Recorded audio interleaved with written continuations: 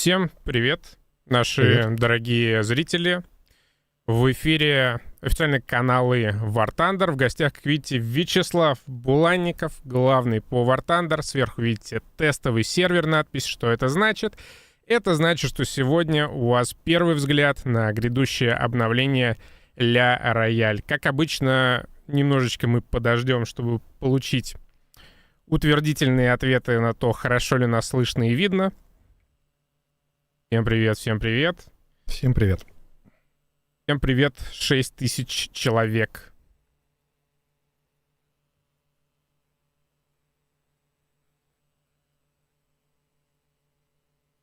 Вижу, YouTube подключился, Twitch подключился, VK Live подключился. Все, мы готовы рассказывать вам о новинках среди техники нашего грядущего обновления и геймплейных новинках в том числе.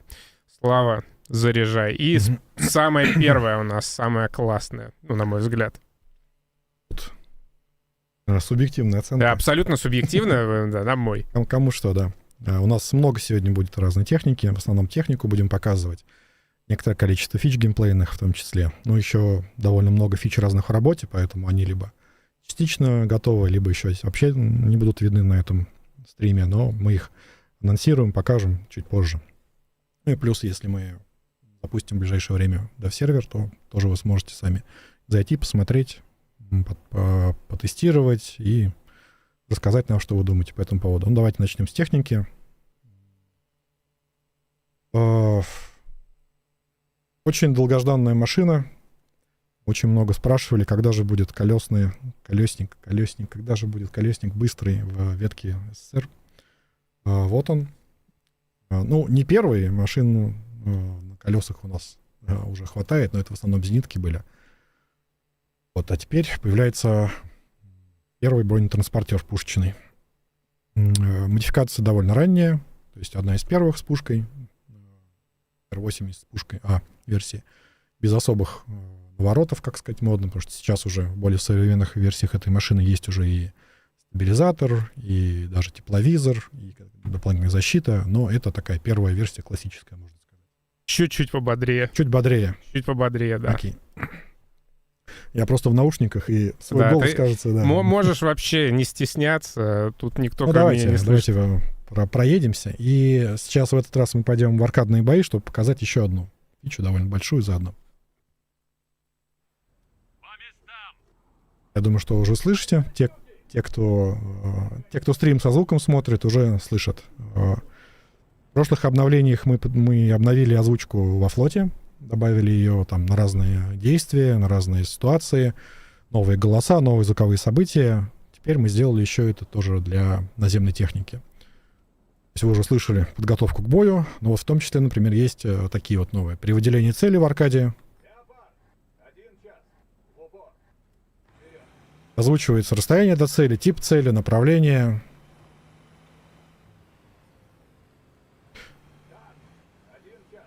Дистанция 800 метров. Да, у сообщений есть небольшая задержка, то есть чтобы они постоянно, если вы цели перебираете, чтобы они постоянно не спамили вам и не перегружали звук. То есть сообщение вводится раз в несколько секунд, то есть не чаще, чем раз в несколько секунд. Для самых таких каноничных машин мы записали конкретные их названия, как то Леопард, Тигр, там Абрамс, то есть Т-34. Для остальных будут более общие, там танк и тому подобное. Также озвучивается фича, попадание. Она также для будут... аркадного режима.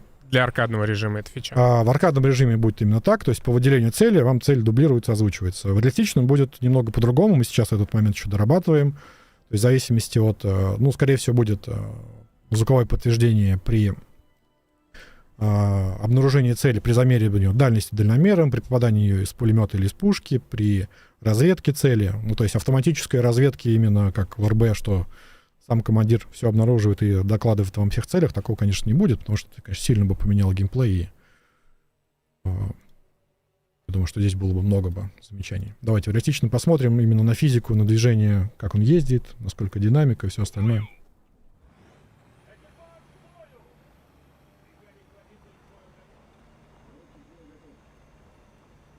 Также будет, как и во флоте, меняться интонация, То есть в зависимости от там, повреждений полученных и всего остального, то есть от напряжения боя.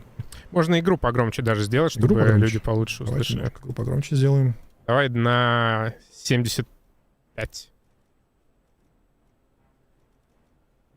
О, ну, да, пойдет.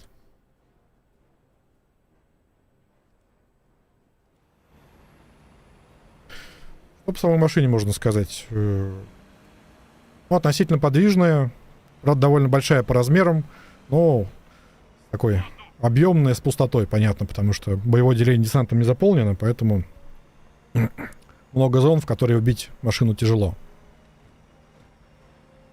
Передние оси поворотные, 30-мм пушка, такая же, как на БМП-3, спаренная, но без стабилизатора и без тепловизора, без всего остального. Ну, компенсируется относительно невысоким боевым рейтингом, там, в районе.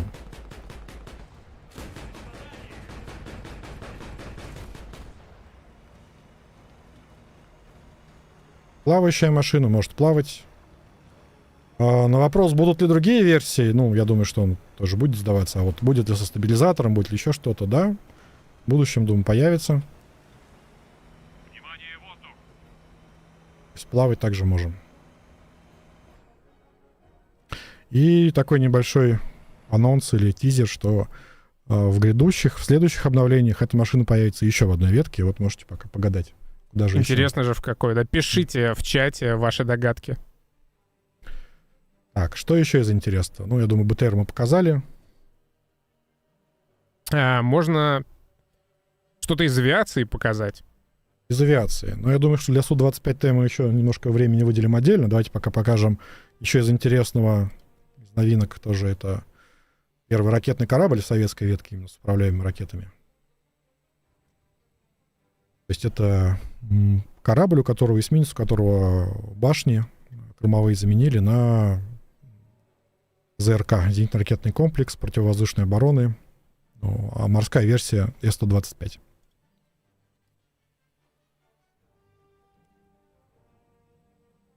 На море она называлась, насколько я помню, «Волна». Самый полный. Как и любой практически морской и оморяченный зенитно-ракетный комплекс, есть возможность поражения не только воздушных целей, то есть ее можно использовать не только при стрельбе по самолетам, но и по кораблям в том числе. Боевая тревога! Воздух! Конечно, ракета не обладает какой-то потрясающей маневренностью или там каким-то этим, но попасть можно.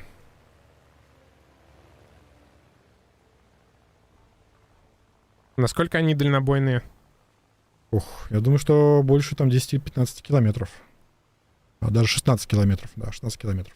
Кстати, вот еще одна большая доработка интерфейса. Это в корабельной хит-камере теперь отображается уровень воды, и затопление корабля можно визуально контролировать, если он... То есть, если он будет крен или дифферент, это тоже будет видно, то есть будет видно, насколько он погрузился, насколько вы удачно делали. Ну, а в остальном это эсминец, который уже, проекты, которые, похоже, есть в игре, только с одной башенной установкой, вторая ракетами занята.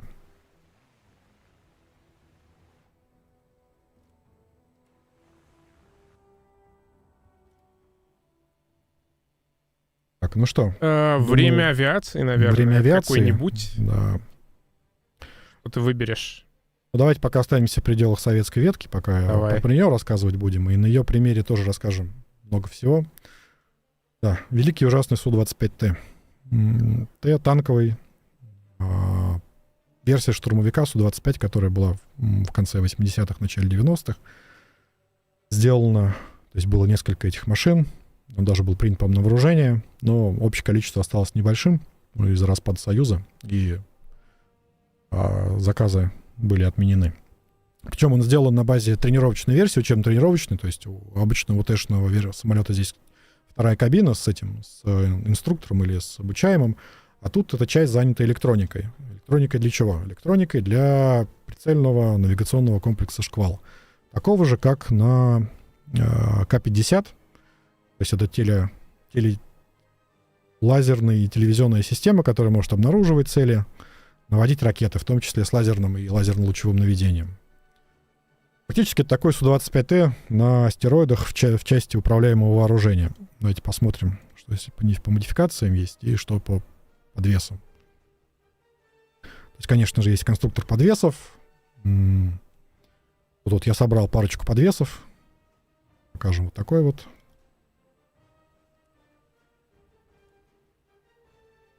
То есть можно поставить и бомбы, и ракеты с телевизионным наведением, и противотанково управляемые ракеты «Вихрь», Х-25МЛ, «Нары», ракеты «Воздух».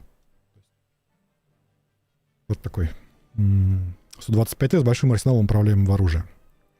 Но чуть более тяжелый, поскольку дополнительные топливные баки, больше топлива, больше электроники. Электроника на самом 80-90-х довольно объемная и тяжелая.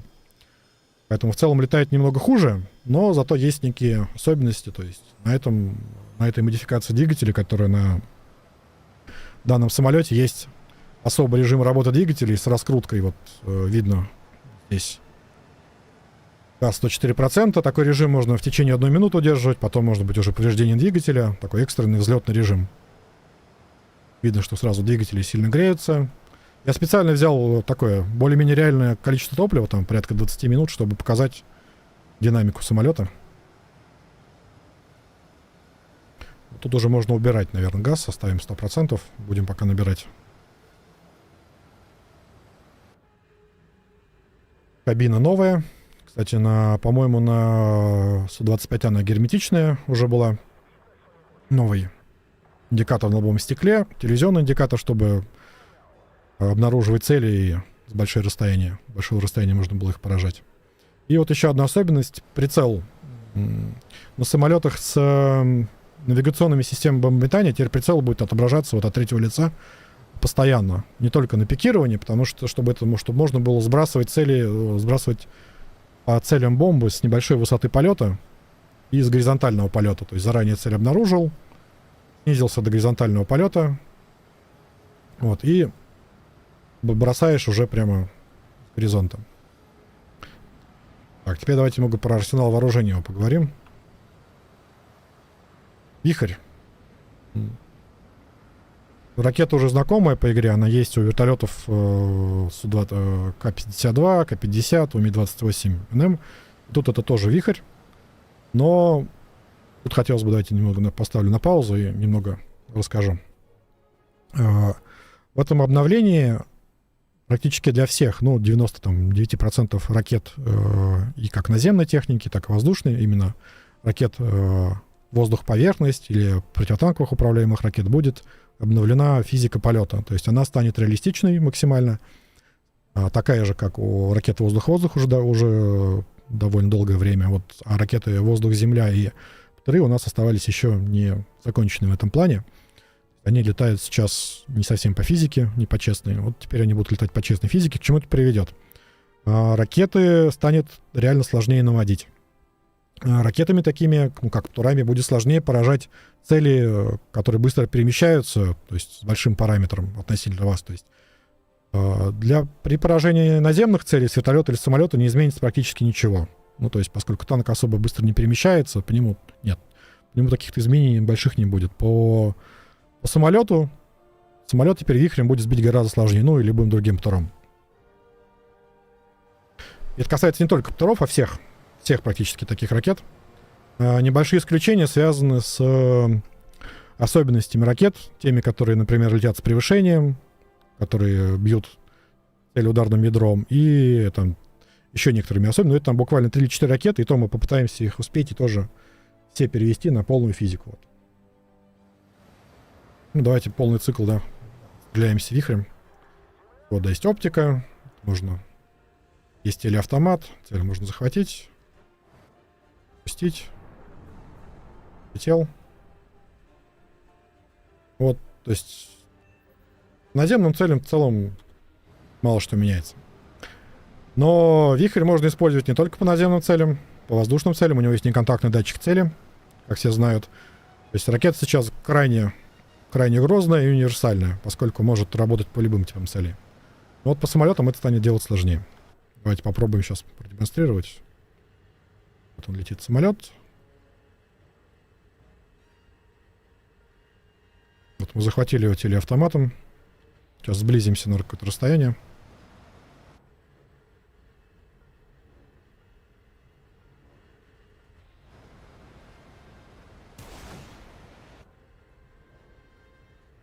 Ну, вот видно, с увеличением параметра ракета уже не успевает. На таком расстоянии она не попадет. Еще можно пускать в заднюю полусферу, то есть если мы строго за целью летим, скорее всего, она попадет, если расстояние очень большое, и можно будет пускать в лоб.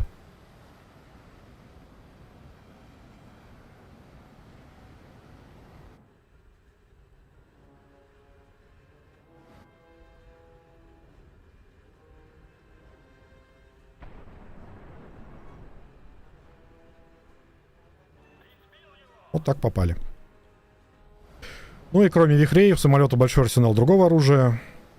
Х-29, как я говорил, КАП-500, Х-25МЛ и тому подобные нары, бомбы, все как мы любим. Да, ну и, конечно, в отличие от вертолетов с вихрем, которые могут его применять с весением, тут при стрельбе по наземным целям приходится все время лететь на цель, поэтому атаковать какое-то большое количество целей или постоянно оставаться вне зоны действия ПВО, ну, невозможно. То есть вихрь здесь это такая ракета для, возможно, какой-то уже зачистки, когда основные средства ПВО противника выбиты, и вот можно отстреляться там по танку. Мы можем маневрировать, но не очень больших углах. Плюс на самолете есть еще станция постановки активных помех, вот эта вот лампа,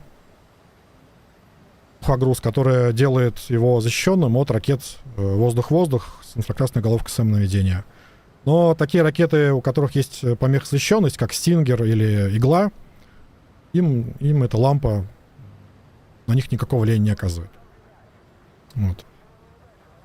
Какой-то интересный самолет. Давайте покажем еще его действие ночью, потому что у него есть специальный ночной контейнер прицельный. После этого, я думаю, можно показать бомбы. И бомбочки покажем. Ну, бомбу, я думаю, покажем на каком-нибудь еще самолете. У нас еще есть самолеты, на которых эти бомбы есть, да. Вот такой вот. Здесь это уже с контейнером, вот этот вот. Этим.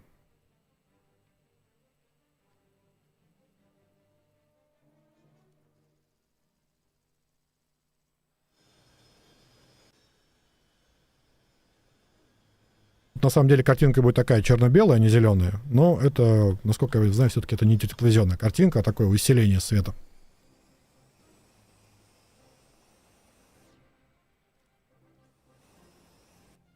Ну что, перейдем, наверное, к бомбам. Уже, да, возможно, давай. К другим нациям. Тут у нас еще довольно много техники, но уже целые 20 минут, а мы рассказываем всего про 3 или 4 единицы. Так, к чему дальше? Ну, давайте перейдем вот к Франции. Интересно, у них тоже... Мираж. Да. Красивенький. Во-первых, флот. И, конечно, да, флот. Да, французский флот, в честь которого у нас названо это обновление. Пока еще кораблей добавлено не слишком много, не все. Не хватает линкоров, не все крейсера есть. Они, конечно, добавятся. Ну вот пока вот ветки выглядят так. В релизе обновлений их, конечно, будет больше. Будет пара линкоров, там будет дредноут, супер дредноут. Кто, я думаю, во флоте французском разбирается, могут смотреть. Пока вот готовы эсминцы, которые мы вам готовы показать. Крейсера, такой Джанна Дарк интересный. Таким слегка теплоходными обводами с палубами для этого.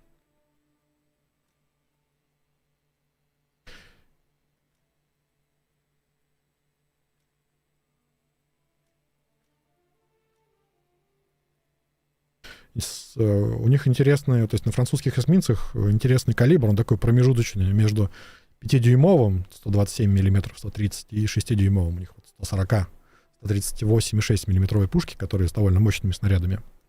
В этом плане интересные. Да, у нации какой-то свои боеприпасы, которые слегка свой геймплей дают. Давайте... по малому флоту Франции? Малый флот пока не будет, мы пока делаем большой флот. Малый флот, возможно, появится позже, если у нас будет набираться полностью на ветку. Потому что с этим тоже, понятно, есть некоторые проблемы. Франция из войны вышла, фактически в ней не участвовала, технику не производила по большей части, поэтому у нас есть, понятно, корабли довоенные и немного послевоенных. Тут выбор немного ограничен. Что касается «Миража», я видел много комментариев, гадали много, что же это именно за самолет, потому что вот у него есть управляемое вооружение, вот. Но он при этом вроде как одноместный. Что же это все-таки такое? Да, это «Мираж 2000», но версия 5F. Продвинутый самолет с продвинутой авионикой, уже с современным прицельным контейнером, с большим набором вооружения, то есть чистый универсал, с отличным радаром, ракетами неплохими. И с новыми для игры тоже, в том числе и для французской ветки, и для игры с новыми типами вооружений. Это вот такие вот корректируемые бомбы, французские, довольно здоровые, 2000-килограммовые, причем это бомба с реактивным ускорителем, то есть у нее есть свой двигатель, и она небольшой импульс получает ускорение. Давайте. Плюс тут также есть, да, вот у меня подвешены еще и бомбы, которые штурмовые, с аэродинамическим замедлением. Давайте покажем.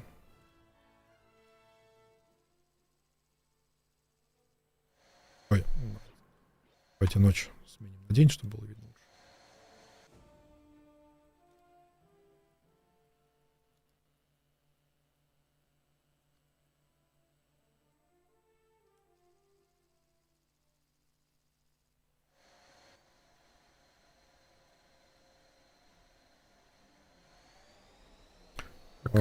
Новые приборы реализованы цифровые у нас в кабине. Теперь у нас могут быть и вот именно цифровых индикаторов. Да. Современная кабина, современный ИЛС.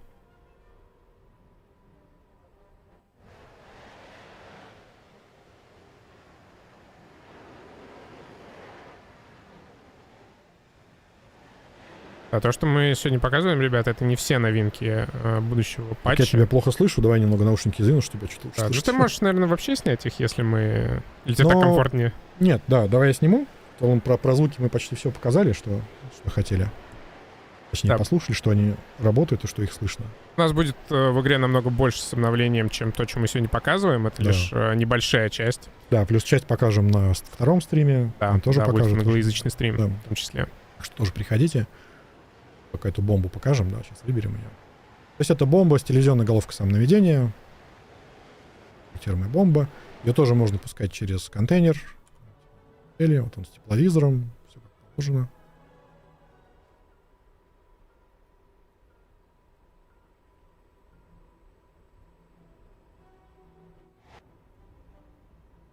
Так-то, что-то ты сам про себя уже начал говорить.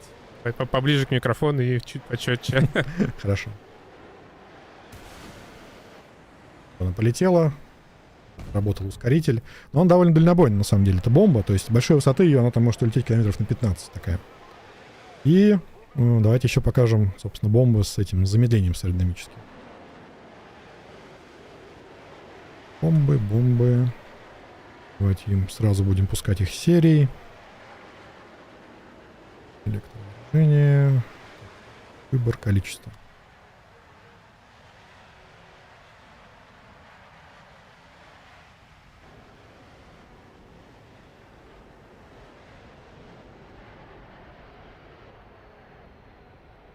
А когда дев будет, мы уже можем раскрыть информацию? Чуть позже скажем.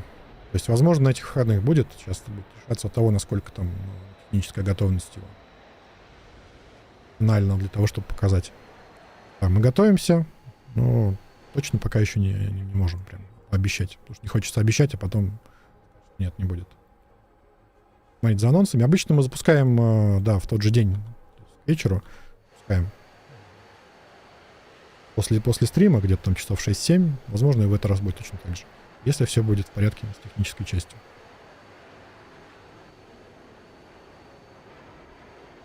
Вот сразу их с навигационного бомбардания скинем.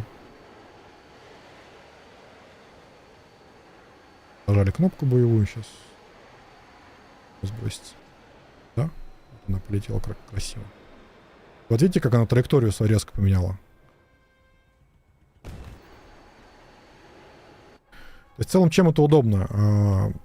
На большой скорости, когда самолет летит на низкой высоте, у него вот этот вот бомбовый прицел, он обычно уходит настолько далеко вперед, ну потому что бомба большое расстояние пролетит на большой скорости самолета, что когда ты цель обнаружил, кидать уже по ней поздно. Ты уже ее пролетел, прицел ее уже проскочил. А в этом случае можно будет, ну то есть относительно близко обнаруживать цели и скидывать, успевать.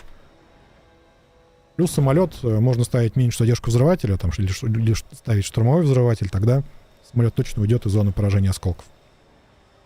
Вот. Ну и да, самолет прекрасный, в том плане, что отработав по наземке, можно еще и полноценно вести бой с любым истребителем без всяких проблем. Так, кстати, точно так же можно тут оптикой захватывать и воздушные цели. контейнер может по воздушным целям сопровождать. Ну, давайте покажем еще наземную тоже новинку Франции. Тоже. Да, Я думаю, у нас есть конечно. большое это, количество игроков, которые любят такого рода технику, бабахи. Пока во Франции у нас была только одна акционная машина такого плана, теперь вот появляется она уже ветки, артиллерийская самоходная установка. Да, когда я сказал, что БТР, мой любимчик в этом обновлении, я, конечно же, погорячился, и вот она красота. Да, стандартный выбор боеприпасов для артиллерии, поскольку это совместимая пушка с натовским стандартом 155 миллиметровым. Тут есть и дым, и фугас с радиовзрывателем, все как на других машинах подобных. Васлав, чуть-чуть пободрее, хорошо начал, а сейчас надо еще чуть-чуть пободрее. Еще чуть бодрее. Да, вот так, прям как в начале. Довольно здоровая машина, конечно, то есть, понятно, когда тебе нужно разместить огромное количество боеприпасов и такую здоровую пушку, то, ну да. Блин. Но при этом Огонь. башни почти кругового вращения или кругового вращения, пулемет крупнокалиберный и автомат заряжания довольно быстро, довольно шустро перезаряжается. Стреляем тоже. Ну, кстати, хватает даже поразить легкую цель даже на пролете радиовзрывателем. Ну и вот уже почти перезарядились, и уже можем следующий готовить снаряд. Такая вот красота.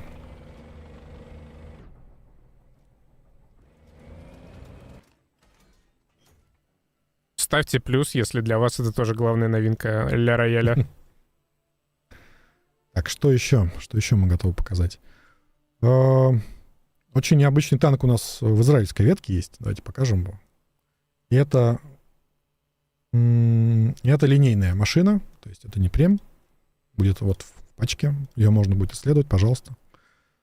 По-моему, это первая машина с ракетным вооружением, именно не премиумная в игре подобная. То есть блоки ракет-гидр от вертолета. Ну и пожалуйста. Плюс все остальное осталось. Пушка. Да, бонки от динамической защиты, но динамической защиты самой нет, как на реальном прототипе, с которого мы и делали. Давайте покажем.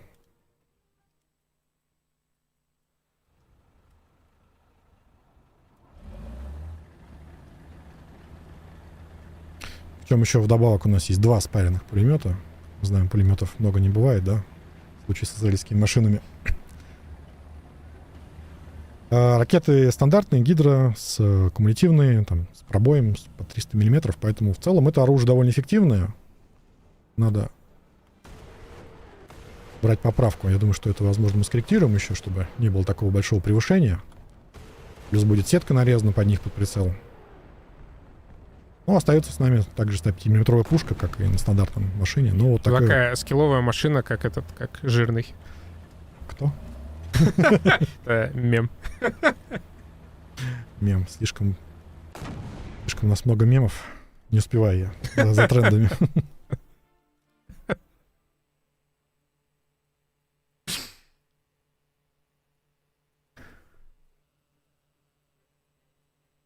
Так, что еще можно показать? Можно еще что-нибудь из авиации? Да, из авиации покажем, во-первых, теперь торнадо ADV, то есть перехватчик добавляется в ветку Италии.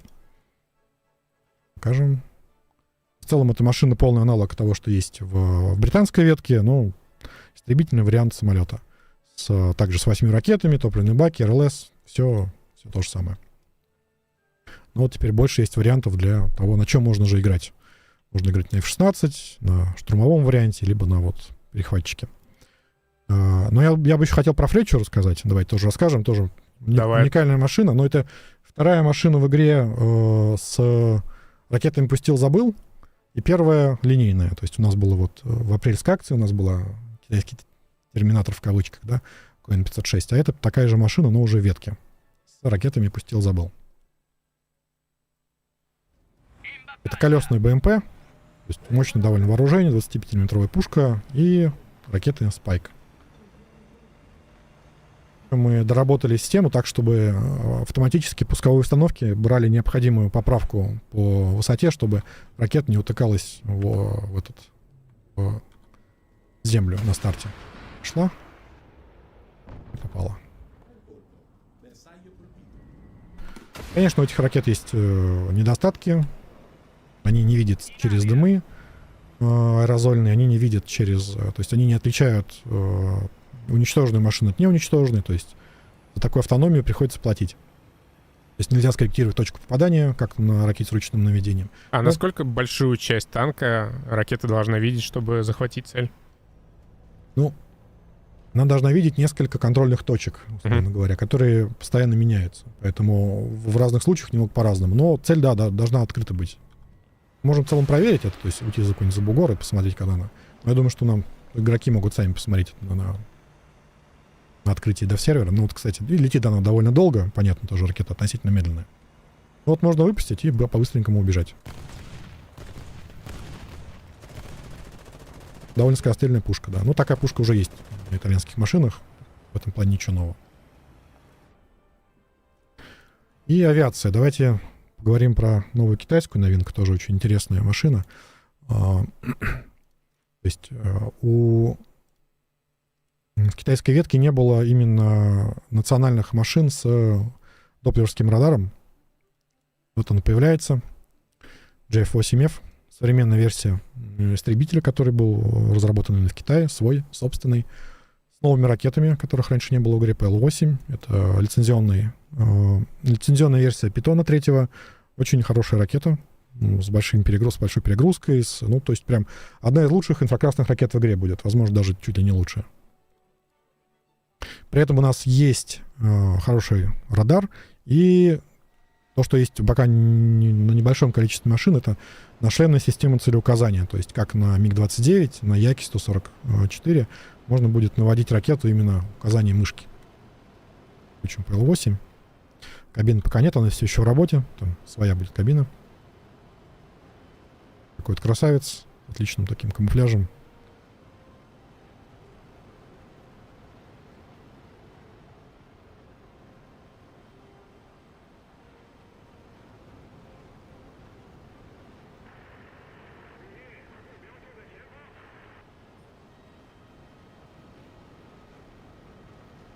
Покажу, вот. Включаем захват ракеты, и вот видим, да, то есть мышка, кольцо координатора управляется. Можно лететь в одну сторону и захватывать цель в другую сторону, с другой стороны. Плюс также новая ракета PL-11, но это в целом уже... Такие ракеты уже в игре у нас были. То есть это все тот же Spider и Sparrow, то есть это все версия АМ-7. Плюс также есть свои национальные бомбы, тоже с этим, с замедлением. Давайте тоже их раскидаем. Управляемого оружия на этом самолете по наземным целям нет. Ну, только неуправляемые нары, бомбы. То есть это в целом такая машина для боев воздушных по большей части. 5.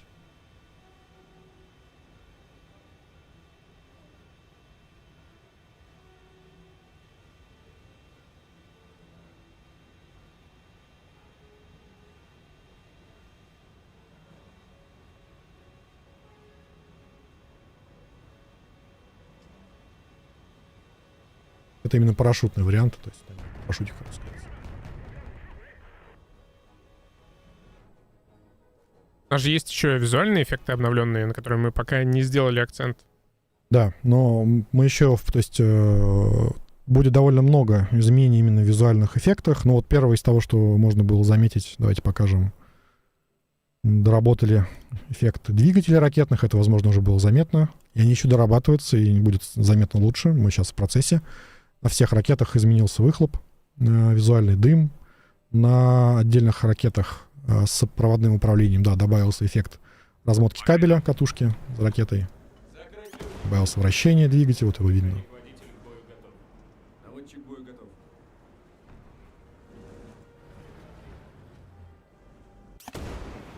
И вот, кстати, видно, что из-за честной ракетодинамики, как и в реальности, ПТУР первые секунды после вылета из пусковой проседает. Ну, потому что из пусковой обычно ПТУР выталкивает либо специально разгонный двигатель, либо специальный вышибной заряд. Какое-то время до включения основного маршевого двигателя ракета летит по инерции, она успевает немного просесть. Потом включается двигатель, и она снова набирает скорость и выходит на траекторию. Это вот заметно, что просело. Видите, относительно не визирования, не сильно, но теперь это необходимо будет учитывать. Вот. Ну и, конечно, перевести ее мгновенно там с одного на другое, то есть, ну, вот она очень, то есть она даже не успела. Поэтому это такое будет оружие, конечно, которое нужно будет применять именно по цели в небольшом относительно секторе относительно вас. Еще добавили визуальный след сейчас. Да, трассер, вот видите, да, трассер теперь у нас рикошетит с таким хвостом. Еще доработали осколочные повреждения и вообще повреждения техники визуальные, то есть обновим декали попаданий по броне от разных типов, на разной броне они будут по-разному выглядеть, от разных боеприпасов, при разных углах попадания будут отверстия свои правильные, то есть осколочные и там от прямого попадания. И также, если даже рядом с целью, ну, рядом с техникой что-то взорвалось, то это тоже будет оставлять на технике осколочные попадания. Мы уже разрядились, но можем показать сейчас на другом варианте. Ну, давайте покажем на... Вот еще на БМП-3 тоже можно показать. Интересное. Уже это задержка включения двигателя. То есть тоже ракета из ствола вылетает пороховым зарядом, выбивается. Двигатель сначала не работает, и он включается позднее. Вот он. Вот включился двигатель только.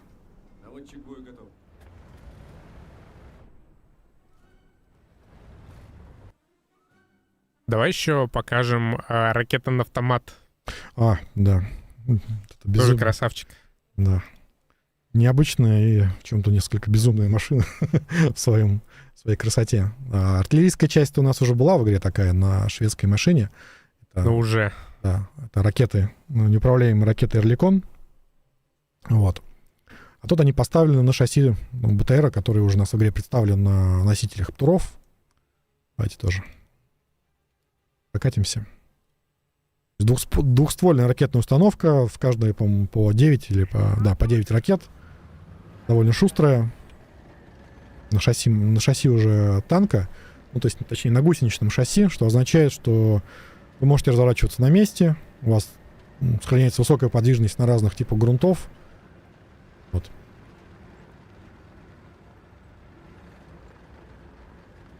Вот такой вот. Ну и можно стрелять дуплетом, да, сразу. Так вот. Из двух стволов. Конечно, пробитие ракет не особенно большое, и танки там динамической защиты или там что-то такое поразить не сможет. Но вот в борт или танки с остальной броней, да, вполне себе можно. Ну и относительно боекомплект небольшой, который довольно быстро выстреливается. Видите, к сожалению, он бывает у нас. Да, ничего страшного. Так, клиент вот это, да? Нет? Где он?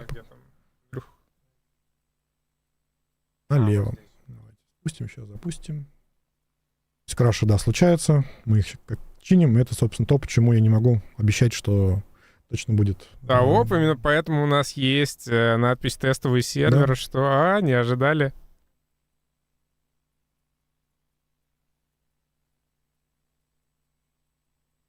Ой, да ладно уж, прям все лол. Да ну бывает, тестовый сервак, вы чё? Ну, я рад, что вы посмеялись. Я пока нажму. Слишком могучая эта машина, что игра не выдержала ее могучести. Тут, кстати, видно, что не только, то есть добавление в ветку Германии не только вот это единственное. Во-первых, у нас появляется и более продвинутая версия штурмовика Су-22М4, который может использовать телевизионное, оружие с телевизионной головкой самонаведения, вот Х-29Т, он как раз с телевизором в кабине. Больше возможностей для штурмовки появляется. Также вот такая вот интересная версия ранее относительно развития в дереве прокачки, но это довольно поздняя машина, то есть это там второй половины 40-х годов уже. Лебединая песня, наверное, можно сказать, ЗЗ-38 чешского. Относительно низкоуровневый танк, будет на небольшом боевом рейтинге расположен. Также эсминец новый немецкий, ЗА-46. Уже вот такой вот красавец со спаркой в носу. С спаркой на корме, с двумя спарками, с РЛС. Так, ну о чем можем еще хотели рассказать? Лодка. У нас еще есть лодка. Лодка, да. Тоже красавец. Красавец-лодка. Красавец-лодка.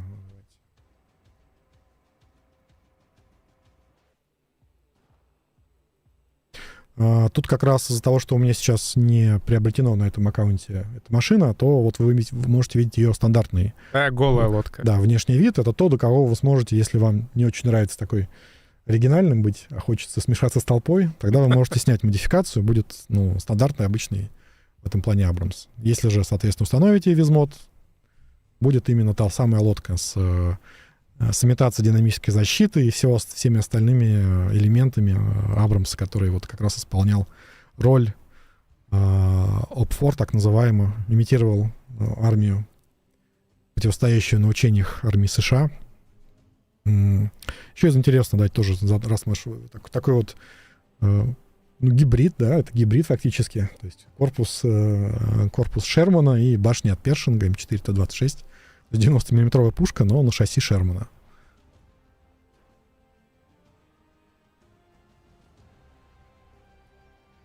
И его величество F-14B Bombcat, тоже с управляемым вооружением, с контейнером, с прицельным, с бомбами, с замедлением, со всеми, все лучшее, что есть, все на этом самолете. С новыми двигателями. Давайте тоже покажем, кстати, как он летает, динамику его. Отличные бои. Давайте загрузку возьмем хотя бы 20 минут. День. Сможем сегодня еще показать землю Франца Иосифа? Я думаю, да. Смотрим. Если там технических проблем не будет. Сейчас, я про них сейчас именно про эту локацию не в курсе.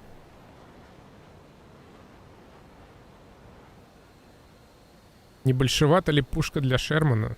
Больших пушек не бывает. Ну, на Шерман каких только орудий не ставили. Шасси, как оказалось, очень живучее. И чего только на него там и французские эксперименты, и израильские эксперименты, и в тех странах, в которых он попадал какими-то другими путями. Ну, то есть количество артсистем, которые ставили на Шерман, да.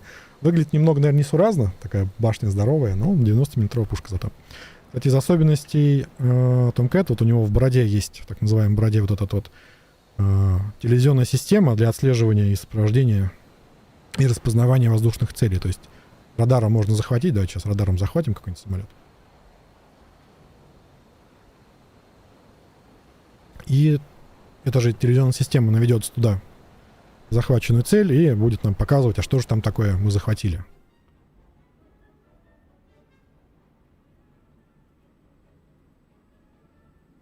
Сейчас у нас экран RLS, мы сейчас сменим. И так, 7 и изменим режим второго. Да, вот поменяли картинку. И вот можем наблюдать, что-то там летит. Давайте увеличим. Вот в целом уже можно даже понять, да, что это вот МиГ-15 летит.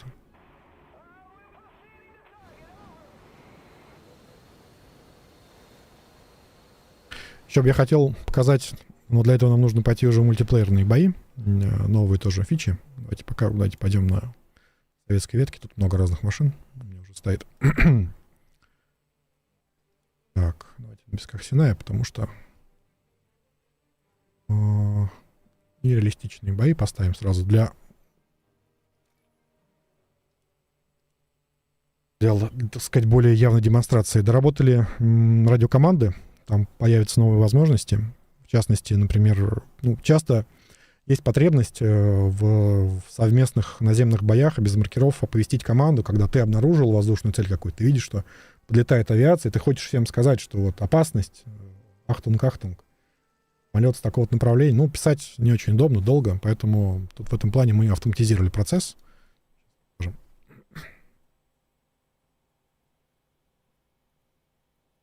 Теперь, да, точка D в том числе в воздухе находится.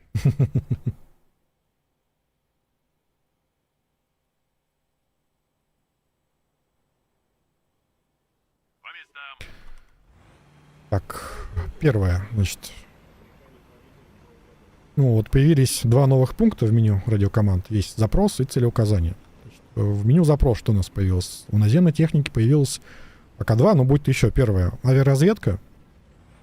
То есть ты можешь обратиться теперь к своим тиммейтам, у которых есть, например, БПЛА на их технике, чтобы вот, помогите же, запустите кто-нибудь, скажите. Это первое. Второе, запрашиваю техническую помощь. Например, это вы перевернулись, Вас сломали, но у вас нету, вы не можете починиться, вы куда-то заехали, застряли, тоже привлечь к себе внимание одной быстрой командой, соответственно, помогите. И то, что касается целеуказания, то есть вот есть 6 целеуказаний, да, находим сейчас в воздухе кого-нибудь, надо бота найти. Вот если мы примерно если мы слышим самолет или знаем, что он примерно там летит, можно сделать просто. 6 целеуказаний 1. Тогда в чат пойдет, просто команда воздух. Обратите внимание, скорее всего, где-то самолет. Но если мы самолет сами видим, можем его обнаружить. Давайте посмотрим. Включил ли я ботов? Извините, я не включил. Может, я не включил ботов на самолетах сейчас. Так, миссия.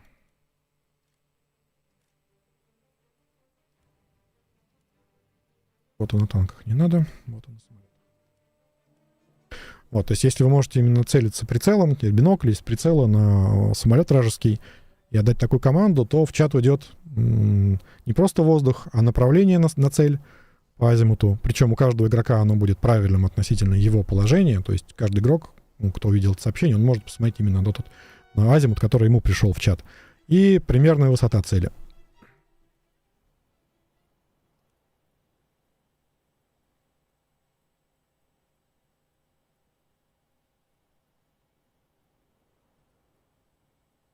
Пока вопрос какие-то есть, пока игра разгружается, пока мы сейчас будем ехать, пока боты будут лететь. Было много вопросов про наземные карты, про деревья. Когда ждать апдейт визуала деревьев? Пока не могу сказать. То есть это не в ближайшем мажоре. То есть, возможно, в этом году, да, будет апдейт. Еще что-то. Механика, возможно.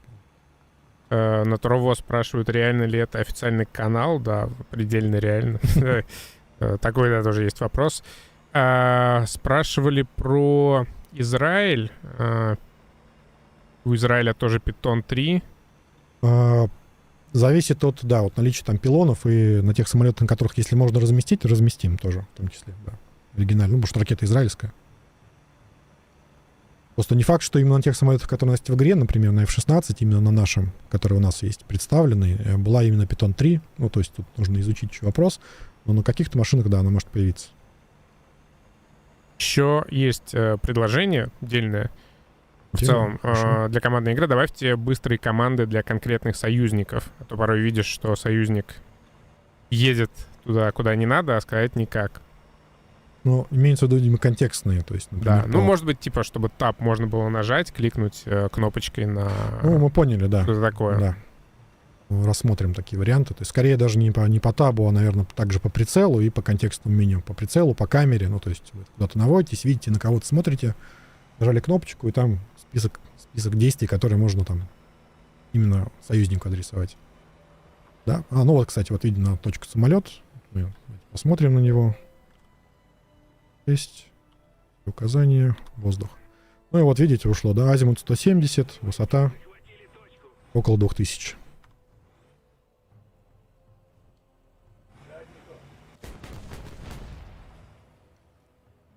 Попробуем показать карту, да, Франц Иосифа?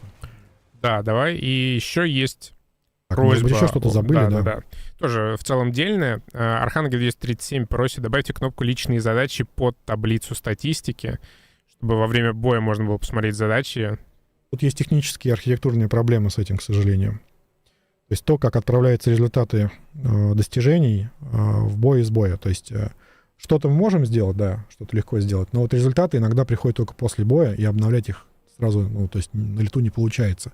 Пока бой не закончился, ты их, естественно, не увидишь. Но текущие, например, да, скорее всего, можно будет. Получается, чтобы примерно понимать, а сколько же вообще на начало боя тех или иных действий тебе нужно совершить. Такие идеи у нас есть. И просит увеличить дальность целеуказания отряду в 2 раза, а то на больших картах проблема. По идее, в радиусе карты танковой проблем быть не должно, по-моему, все-таки до 10 километров или там до 5, что-то такое. А при целеуказании самолет-танк, танк-самолет, да, дальности может не хватать, да. Подумаем. Именно имеется в виду желтая отрядная метка, я так понимаю, галочка, да?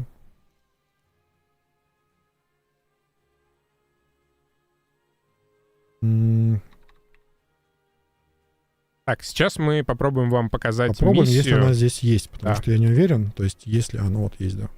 Новая локация, земля Франца Иосифа, и на ней представлена новая механика. Механика фортификаций. Давайте сейчас... Это у нас для малого флота. Вот на кораблях, да, все правильно.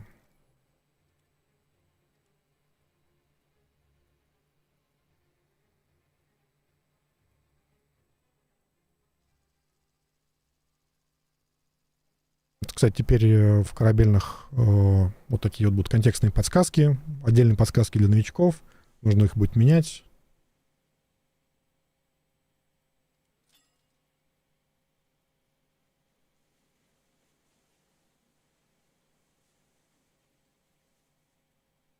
Насколько я понял, теперь будут какие-то базы появляться. Ну так. Объекты, которые можно будет атаковать, получать за них дополнительный опыт, расстреливать с крупных калибров, перестреливаться с ними. Ну вот видно, да, вот они. На берегу, на берегах Да, прям расположены, береговая батарея. как в Assassin's Creed 4.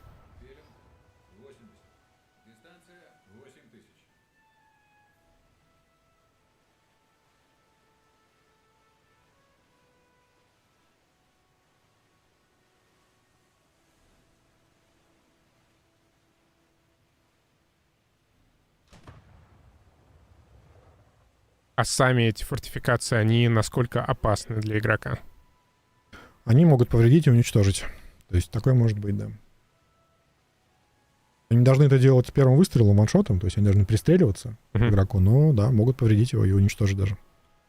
Но они расположены все-таки, мы старались положить так, чтобы в их зону нужно будет войти, чтобы не просто с респа сразу ты мог получить такой, но все-таки двинуться к нему.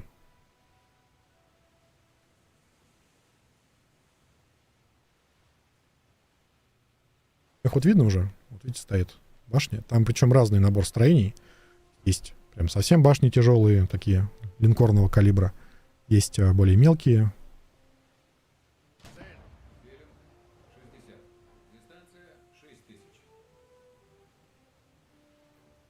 Но так или иначе, они в целом все сгруппированы возле точек. Они, ну их вот видно на карте, то есть их видно, видите, они отмечены. Угу. Бля, я мешаю. Они скорее смотреть прикрывают, сейчас они скорее прикрывают этот. Да, ты Сейчас я закрываешь исправлю. карту. Ну мы можем Опа. вот так показать, я думаю, вот так будет проще. Вот они защищают, то есть они ближе между респом и точкой своей. Скорее они даже мешают прямо заплыть на вражеский респ и немного его прикрывают в том числе.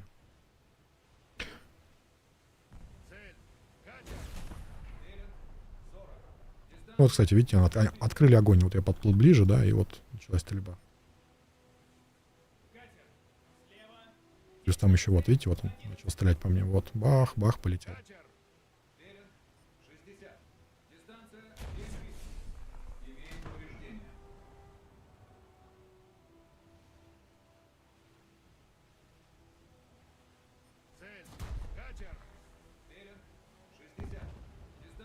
Ну вот все пристреливается, все ближе, ближе.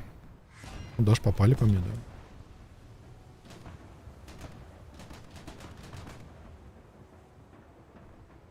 То есть, в принципе, конечно, в таких боях надо учитывать и на них внимание обращать. Но их также можно поразить с воздуха. Настолько чувствительный, да? Не, ну Да, просто что даже чтобы не небольшой терялось поворот. ничего. Да, хорошо. В настройках, кстати, вот видно, точнее, в управлении сделали индикацию именно, чтобы быстрее находить было визуально. Когда новая Знаешь, озвучка для танковых экипажей а-ля флота, а вот мы ее Так показали вот, мы как же раз. в самом Да. начале стрима показывали, да. В То есть оно записи как раз есть. посмотри, все есть. Ну, мы можем это показать еще раз, давайте. Нашел. Скажем еще, сейчас я попробую кого-нибудь уничтожить тут. О, стреляет.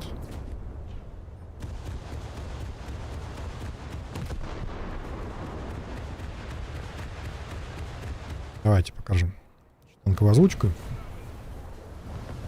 Чем мы покажем ее в расширенном варианте с аркадой, то есть где больше сейчас можно всего озвучиться, послушать всего разного.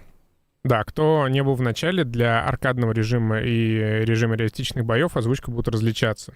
Ну, она будет по разным, Более по полной разным будет. механикам, потому что в аркаде можно цель выделить, и озвучка сейчас именно о типах целей, об обнаружении идет именно через выделение. Вот мы выделили. Слышно, да?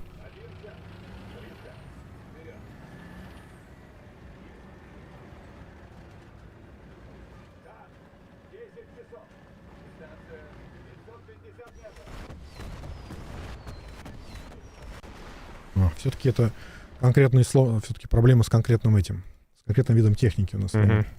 Но вот заодно нужно как раз исправить будет. Чтобы вы уже Вот буквально на полном только что тестировании. протестировали, Да. да.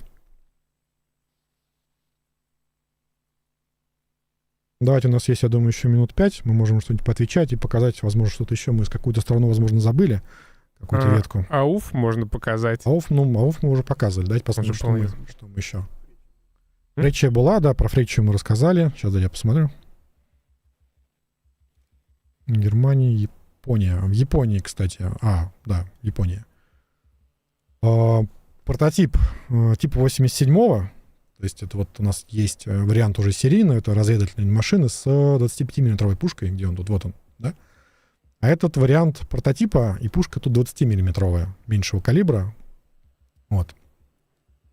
Но примерно такой же по подвижности машина.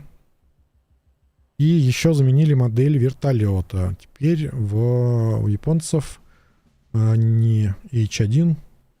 То есть вместо, по-моему, там был G, по-моему, был, а теперь, или F, да. Теперь он более правильная модель H1E. Так, еще Британию мы показывали. Нет, не Британию не показывали, кстати, но будет еще техника. Не переживайте, будет еще такой вот интересный южноафриканский такой ранний ранговый бронеавтомобильчик с 2-фунтовой пушкой. И эсминец класса Дейринг. Красавец. Послевоенный уже такой современный корабль относительно. Что еще из того, что можем?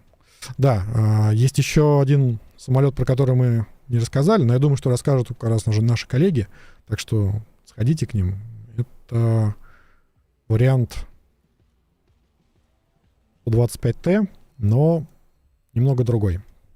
И про них уже расскажут, я думаю, наши коллеги. Можем еще на пару вопросов, я думаю, ответить какие-то, если есть какие-то общие. Да, можете позадавать вопросы, типа тех, которые были чуть раньше, хорошие, на которые мы можем прям ответить.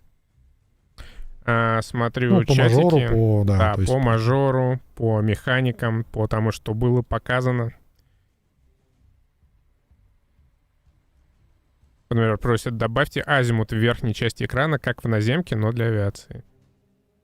Он есть, если использовать виртуальную кабину. То есть там он есть, в третье лицо, подумаем, возможно, да, добавим. Просто у нас есть планы немного доработать в этом мажоре индикатор, разные индикаторы, там, например, индикатор лазерного облучения, он сейчас не очень очевидный. Хотим получше сделать, позаметнее. Кстати, почти ничего про шейдов не сказали. Да, там же есть у нас новиночка топовая. Да, во-первых, не знаю, какая из них топовая, какая более топовая. Обе, да. Даже все три топовые, да, я бы сказал. Во-первых, разведчик, штурмовик на базе штурмового Виггена, чем отличается? Тем, что управляемое оружие, то есть, шведские Мэверики, то есть, точнее, лицензионные Мэверики в их названии, и РБ-05. Сейчас такого самолета нет, вот это вот самолет для топовой штурмовки шведам. Плюс финский вариант БМП-9030, при нем у нас двиблок уже был, 30-миллиметровой пушкой. Тоже интересная машина. И Шерман, да. У шведов был свой Шерман, причем такой тоже гибридный, собранный из нескольких вариантов. Они его долго испытывали, но в итоге дальше испытаний все дело не кончилось ничем. Вот у нас он будет премиумной машиной там на низких рангах. Есть несколько вопросов, которые я, наверное, могу в один объединить. Да. По мотивам земли Франца Иосифа, как раз нет ли в танковой РБ идеи добавить подобные точки? Подумаем, посмотрим, как это будет. Или бронепоезда. Как это будет работать с кораблями, как это их будет играться, как это все будет воспринято. Будем думать по этому поводу. Вообще, конечно, у нас игра больше, ну, в танковых в основном режиме, это все-таки больше, когда игрок против игрока играет, то есть PvP, PvE-элементы там меньше их обычно, потому что и так хватает разных интересных действий, большое разнообразие техники, типов техники, авиация, зенитки, танки, все вместе. Ну, то есть хватает, по идее, экшена. И дополнительно отвлекать такими PvE-элементами, может быть, не всем понравится. Если, например, пушка, которая будет в кустах стоять, да, и будет тебя подстреливать периодически, тут не факт, что понравится. Все-таки береговые батареи, они довольно долго пристреливаются, они практически не ваншотят, то есть повреждают, поэтому у корабля есть время их подавить, поиграть с ними. С наземной будет возможно в парадигме текущей модели повреждений и текущих механик, возможно, это будет слишком больно. Ну, так же, как и мины и все остальное. Но мы подумаем. Так, что еще он про озвучку, женскую озвучку, новую женскую озвучку? Много вопросов. Ну как немного, несколько. Много это в моем воображении. Озвучка, да, у нас на несколько голосов, то есть все вот эти новые команды, они озвучены также на несколько голосов, включая, по-моему, женские в том числе. То есть, ну, как во флоте, то есть там прям большой пак команд. И, кстати, вот эти новые радиокоманды, которые про воздух, про все остальное, у них тоже будет озвучка, тоже будет озвучение. Они тоже будут дублироваться, по крайней мере, воздух и там, прошу помощи, вот это все.